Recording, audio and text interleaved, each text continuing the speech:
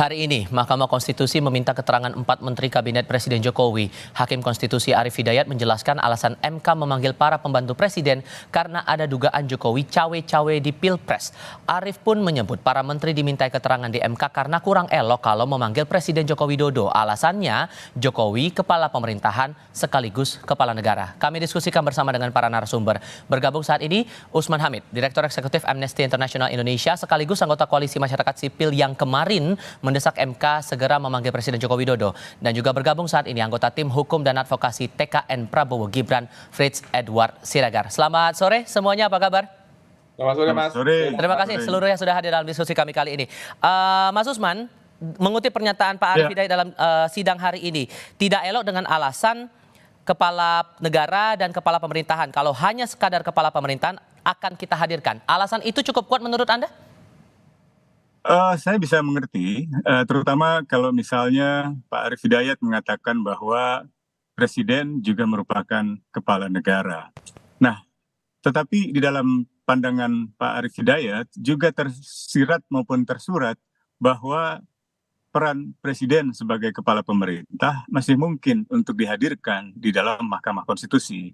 Nah, barangkali pada titik itulah Mahkamah Konstitusi bisa memanggil presiden untuk dihadirkan dan dimintai keterangan terkait dengan kebijakan presiden sebagai kepala pemerintah di dalam kaitan dengan materi yang diperiksa di dalam sidang PHPU Mahkamah Konstitusi.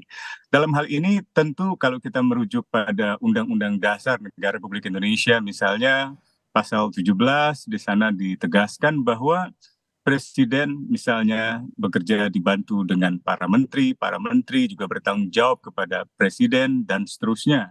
Jadi apa yang dijelaskan hari ini misalnya oleh keempat menteri tentu tidak tanpa sepengetahuan dari presiden.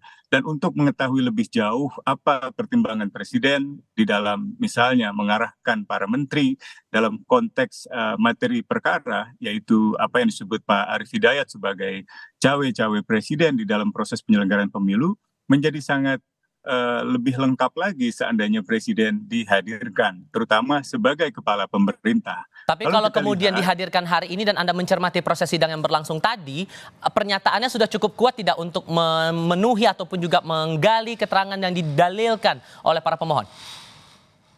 Saya kira kalau dari pandangan Pak Arief Hidayat tadi sudah jelas bahwa para hakim setidaknya diwakili oleh Arief Hidayat meyakini memang ada cawe-cawe dari presiden. Apalagi kalau kita lihat keterangan-keterangan ahli pada 2 hari lalu misalnya gitu. Itu juga sangat menjabarkan dengan jelas duduk permasalahan cawe-cawe presiden di dalam mempengaruhi proses penyelenggaraan pemilu sehingga menguntungkan putra sulungnya yaitu Gibran Rakabuming Raka. Masalah ini juga yang kemarin kami sampaikan di dalam surat terkait dengan catatan resmi dari Komite HAM PBB, Perserikatan Bangsa-Bangsa, dalam sidang-sidang yang berlangsung di bulan Maret yang menyimpulkan keprihatinan mereka terhadap dugaan korupsi dan tindakan mempengaruhi proses penyelenggaraan pemilu yang tidak semestinya dilakukan oleh presiden terkait dengan pencalonan putranya setelah putusan Mahkamah Konstitusi nomor 90 tahun 2023 dan diikuti dengan putusan KPU. Kalau Bung Frits melihat tadi bagaimana kemudian saat keterangan itu disampaikan oleh para menteri, ditambah lagi ada keterangan dari Pak Arief sebelumnya yang bilang Pilpres sekarang lebih hiruk pikuk, salah satunya ada dugaan cawe-cawe Jokowi. Pertama-tama kita harus melihat bahwa mengacu kepada peraturan Mahkamah Konstitusi bahwa alat bukti itu kan bukan hanya saksi, Mas. Ada keterangan pihak lain, ada dokumen, ada petunjuk, ada gambar atau video. Jadi seandainya pemohon 1 atau pemohon 3 merasa bahwa mereka dapat mendalilkan sesuatu, maka saksi itu merupakan salah satu dari instrumen lain yang dapat mereka sampaikan. Pertanyaannya adalah apakah mereka mampu melakukan itu atau mengajak pihak lain bahkan membebankan itu kepada Mahkamah Konstitusi. Dan yang kedua, apabila kita mengikuti dari apa yang tadi disampaikan oleh 4 menteri tadi, bagi saya hari yang sangat berbahagia bagaimana negara terlibat untuk melaksanakan pasal 34 Undang-Undang Dasar kita, bagaimana adanya peran untuk perlindungan sosial dan bantuan sosial. Seharusnya paslon 1 dan paslon 3 harus bisa tercerahkan dengan begitu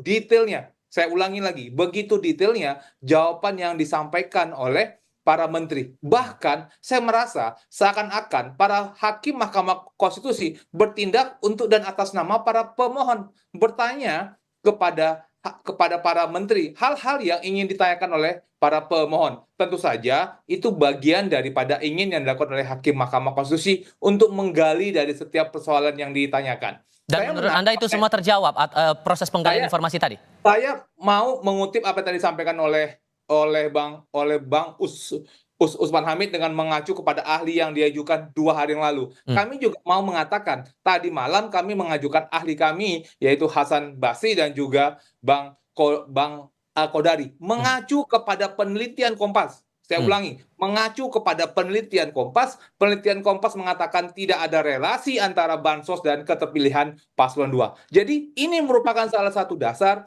Ada hasil penelitian Kompas, ada juga apa yang disampaikan oleh ahli secara statistik, dan apa yang disampaikan tadi oleh para menteri mengenai kapan bansos itu diberikan, siapa yang dapat, bagaimana proses anggarannya, undang-undang apa saja, bukan satu undang-undang loh, begitu banyak undang-undang, peraturan pemerintah seperti apa, itu dapat terjelaskan. Kalau kemudian pertanyaannya apakah diperlukan kehadiran orang-orang lain, pertanyaannya adalah apakah yang kita inginkan kehadiran atau informasi atau kualitas dari informasi yang akan diberikan. Dan tentu saja itu merupakan apabila memang Mahkamah Konstitusi ingin menggali, itu merupakan kewajiban yang harus dilakukan oleh Mahkamah Konstitusi. Baik. Oke, merespon pernyataan dari Bang Frits tadi, Mas Usman gimana tuh? Iya, yang pertama pertanyaan-pertanyaan majelis hakim itu sebenarnya bukan merepresentasikan pemohon 1 maupun pemohon 3, tetapi dalam konteks pencarian kebenaran material. Dan concern semacam ini telah menjadi concern dari begitu banyak pihak. Nah, sayangnya seringkali seolah-olah hanya dianggap mewakili suara 01 dan 03.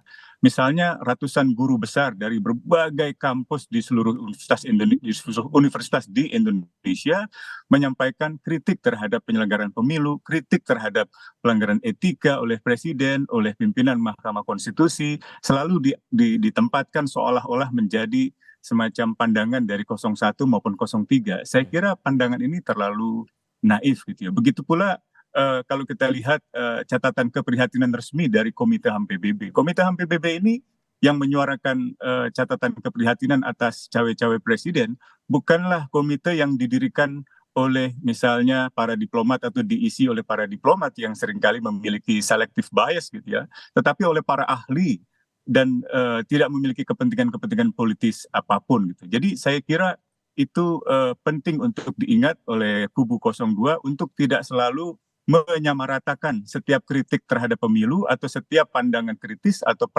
pertanyaan kritis termasuk dari Majelis Hakim Mahkamah Konstitusi untuk seolah-olah hanya mewakili pandangan misalnya dari 01 maupun 03 yang dinyatakan KPU sebagai pihak yang kalah. Sehingga menurut Anda tetap harus dipanggil presiden itu? Saya kira tetap harus dipanggil. Soalnya bukan apakah informasi Bang itu Usman, sudah diperoleh, tetapi apakah kalau memang paslon 1, saksinya paslon 3 merasa memang dihadirkan ada di bukti, dalam silakan disampaikan, Bang persidangan. Usman. Boleh dengar saya dulu? Iya kan kalau memang ada Jadi- bukti, jangan melibatkan orang lain, silakan mengajukan memang bukti yang ingin diajukan. Jangan kemudian semua pihak terlibat. Kita berbicara mengenai sengketa hasil pemungutan suara. Kita kan melihat kepada suara, tapi kemudian Ya, ini saya lagi dapat menjawab pertanyaan dimampukan. dari moderator. Oke. Bung moderator bisa diluruskan dulu. Oke, silakan Anda diteruskan mau Mas Usman. memberikan kesempatan kepada Bung Frits atau kepada saya? Ke Mas Usman, silakan. Oke, jadi saya harus jelaskan lagi bahwa yang namanya bukti di persidangan itu ya bukan hanya informasi tetapi juga saksi, dan kualifikasi saksi di dalam kualifikasi alat bukti itu memiliki derajat hukum yang lebih tinggi daripada sekedar informasi atau petunjuk atau apapun yang tadi disebutkan oleh Bung Frits. Dengan kata lain, sekali lagi kehadiran presiden sebagai saksi saya kira itu sangat penting untuk memperjelas perkara ini, untuk menemukan kebenaran material, karena masyarakat juga ingin tahu. Dan ingat, jangan direduksi seolah-olah PHPU ini hanya sekedar hasil perhitungan suara, ini adalah satu proses yang panjang yang saya kira Oke. dari begitu banyak pihak, masuk para guru besar hingga Komite HAM Perserikatan Bangsa-Bangsa. Oke, Bung Frits, meresponnya gimana? Karena kan ada disinggung juga kritik dari Komite HAM PBB juga di situ. Demikian. Ya, pertama-tama kita harusnya bisa melihat pertanyaannya pertama, apakah negara lain mengerti bagaimana proses keadilan pemilu yang berada di Indonesia? Jangan mengambil contoh negara-negara Afrika yang memiliki sistem hukum yang berbeda, yang tidak mengenal bagaimana ada peran Bawaslu, di mana ada peran DKPP. Salah satu yang harus kita lihat bahwa setiap negara berbeda dan Indonesia merupakan salah satu negara yang memiliki bagaimana siapa yang untuk mengatur pelanggaran administrasi, mana sengketa, di mana proses penanganan pidana. Teman-teman lupa bahwa proses itu merupakan hasil dari rapat-rapat dan sejarah ketatanegaraan yang kita miliki. Dan tiba-tiba pendapat dari negara lain dibawa dan langsung dibenturkan kepada adalah sesuatu yang terjadi kepada kita tanpa melihat bagaimana konteks kita, itu salah untuk berpikirnya. Harus bisa mengerti bahwa di dalam proses bagaimana proses pemilu itu kita sudah ada cara-caranya gitu loh, dan bagaimana prosesnya, dan untuk terlibat misalnya ada yang mengatakan bahwa kita punya pemilu kita tidak sesuai, kemudian adanya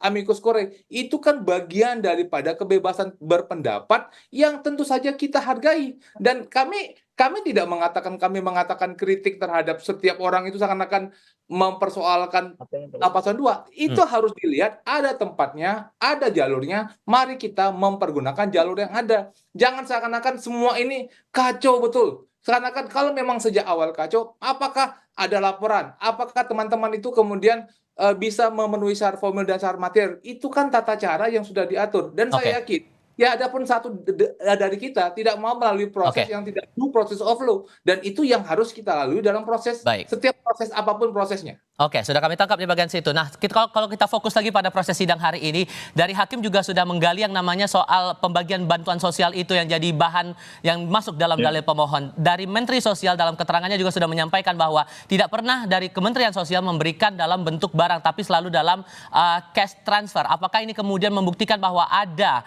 keterlibatan atau cawe-cawe dari Presiden dalam proses Pilpres kali ini? Tapi jawabnya nanti ya. Kita akan lanjutkan diskusi di segmen berikutnya, usai jeda berikut ini. Mas Usman, hakim tadi sempat menanyakan ke Mensos soal pembagian bansos itu. Soal pembagian bansos yang dilakukan Presiden di depan istana. Dari Kementerian Sosial menyatakan bahwa tidak pernah ada pemberian dalam bentuk barang tapi cash transfer. Menurut Anda itu mengonfirmasi dalil yang diajukan oleh para pemohon bahwa ada cawe-cawe Presiden?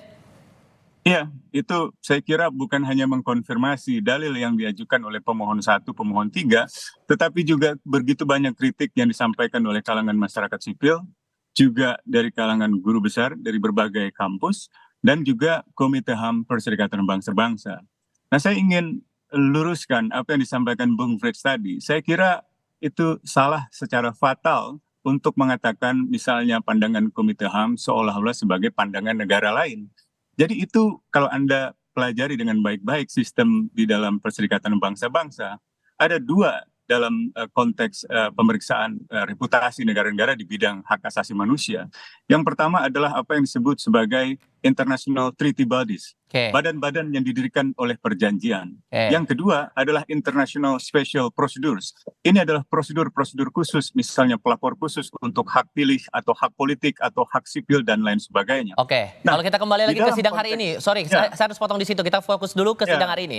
Gimana tuh Bang Usman? Tapi saya ingin katakan bahwa kritik yang disampaikan oleh Komite HAM itu dikonfirmasi oleh pernyataan Menteri Sosial yang mengatakan bahwa apa yang dilakukan oleh Presiden di luar dari apa yang telah digariskan di dalam mandat Kementerian Sosial. Dengan kata lain, dugaan bahwa Presiden melakukan cawe-cawe, melakukan tindakan di luar kewenangannya, di luar portofolio Kementerian Sosial, itu menjadi benar adanya. Dan karena itulah maka menjadi sangat mendesak, menjadi sangat penting, menjadi sangat segera untuk menghadirkan dan meminta keterangan Presiden Joko Widodo. Saya kira kalau Presiden tidak melakukan kesalahan, tidak perlu takut untuk hadir di dalam persidangan Mahkamah Konstitusi. Kalau dari TKN sendiri sebagai pihak terkait mencermati pernyataan dari Menteri Sosial ini bagaimana kemudian?